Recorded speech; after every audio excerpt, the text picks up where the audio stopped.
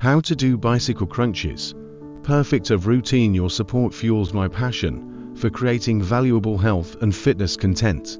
Hit that like button and subscribe to keep the motivation going and unlock more inspiring videos just like this one. Bicycle crunches are an effective exercise for sculpting your abs and improving core strength. Here's how to perform them with perfect form. Lie on your back.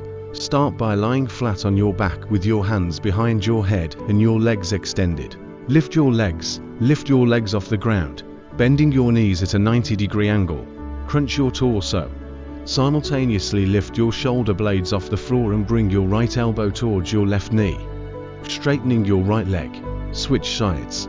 As you twist your torso, extend your right leg and bring your left elbow towards your right knee. Keep your core engaged throughout the movement. Repeat. Alternate sides in a smooth, controlled motion, focusing on contracting your abdominal muscles with each twist.